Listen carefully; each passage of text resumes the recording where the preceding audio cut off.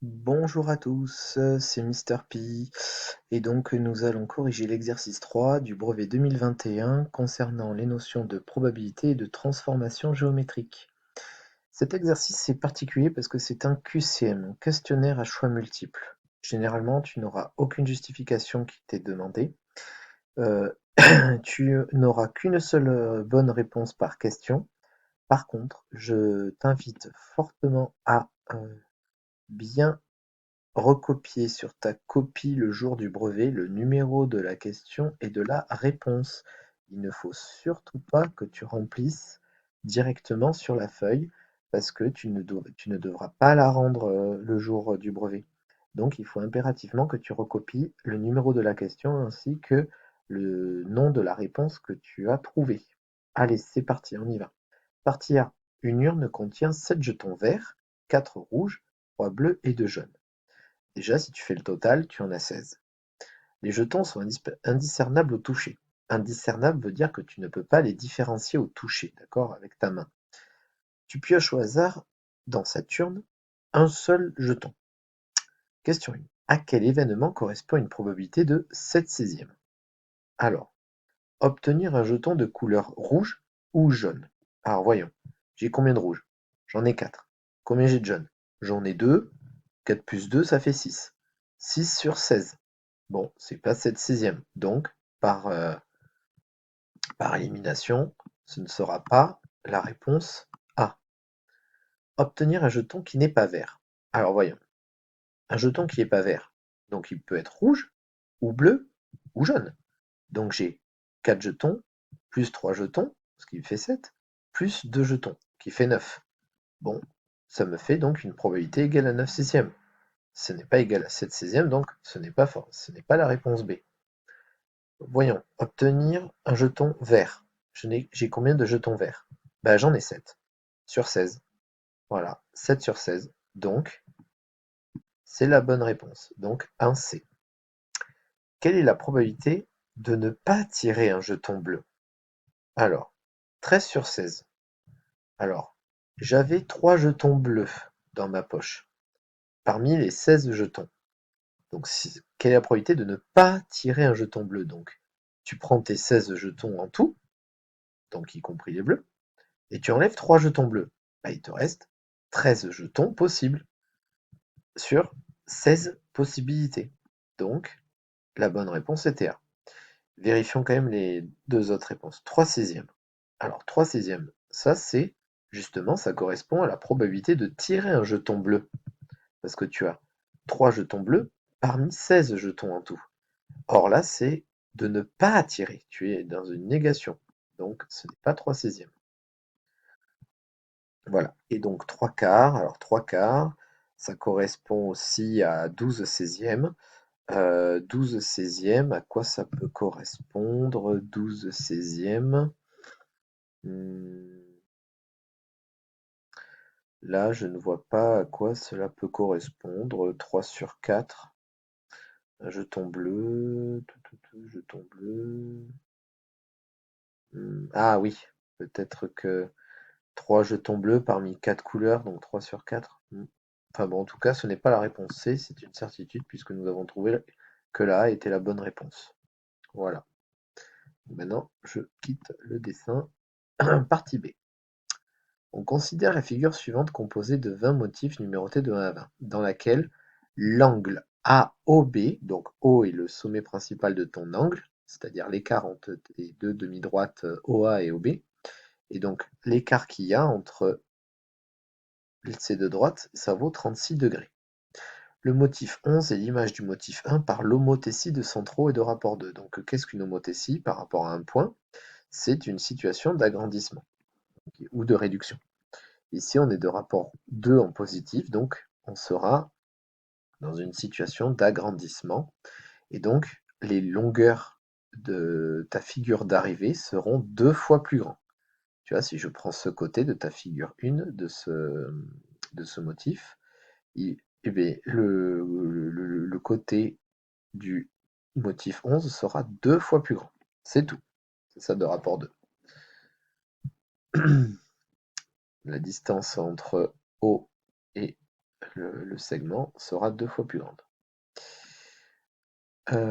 Du coup, qu'est-ce qu'on a? Quelle est l'image du motif 20 par la symétrie d'axe à droite D? Alors, voyons.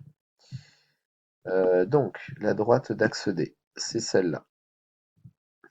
Ça, c'est donc une symétrie axiale vue en sixième. Le motif 20, il est où? Il est là, le motif 20.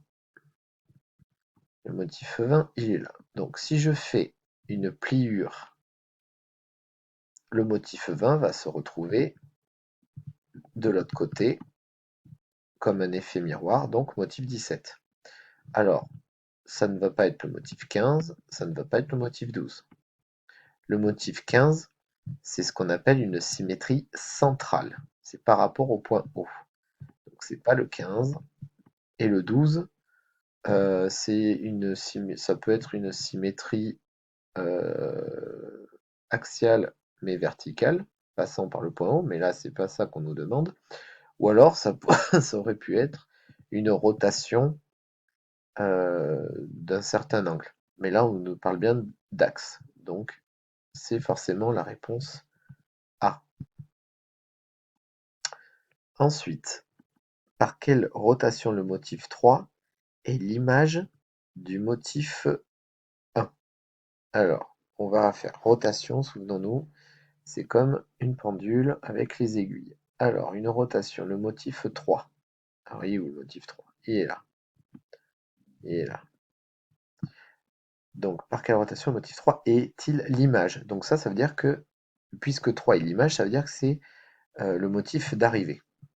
Donc notre motif de départ, c'est le 1. Alors qu'est-ce qui s'est passé? Observons. On a fait tourner le motif 1 dans le sens du temps, d'accord, dans le sens horaire. Et donc on a fait du coup 36 degrés. Là, hop, l'écart entre là et là vaut 36 degrés aussi. Et l'écart entre là et là vaut aussi 36 degrés. Donc 36 et 36, ça nous propose 72. Alors, déjà, ça peut pas être donc 36 degrés parce que sinon ce serait le motif 2. Donc déjà, c'est pas 36 degrés. Ensuite, on vous propose une rotation dans 90 degrés. C'est pas possible que je fasse 90 degrés. Donc, par élimination, c'est pas la réponse C.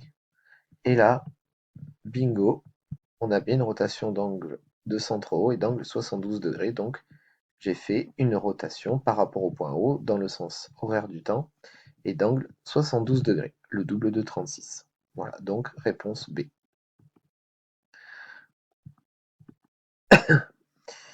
L'aire du motif 11 est-elle égale? Alors, l'aire. Alors, déjà, il faut faire attention. Alors, l'aire. Pour se souvenir, parce que là, il y a un piège. Il y a un petit piège, entre guillemets, si on ne fait pas attention. Alors, l'aire.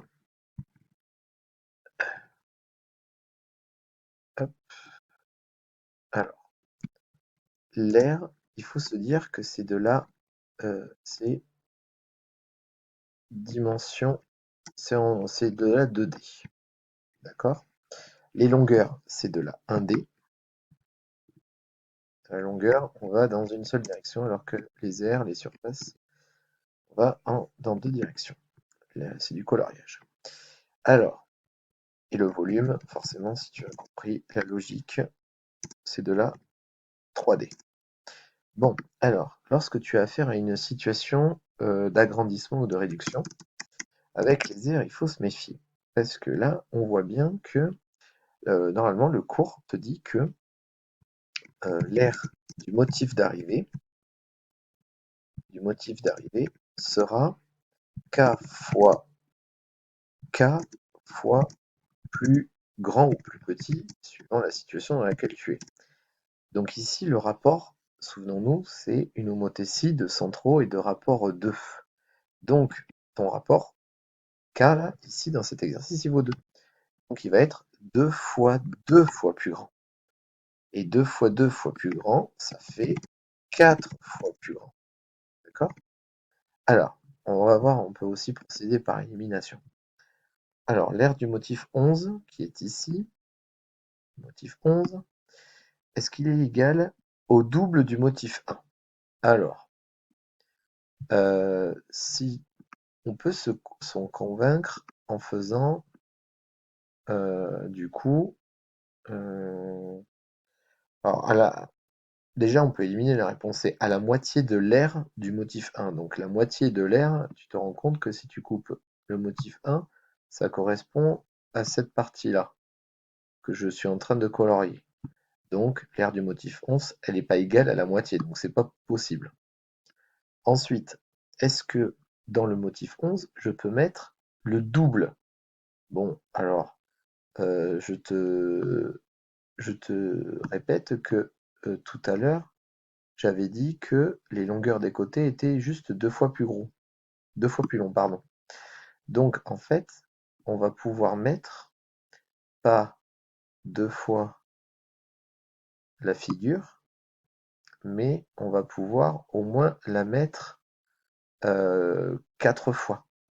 Donc ça ne peut pas être 2 fois. Ce n'est pas possible. D'accord?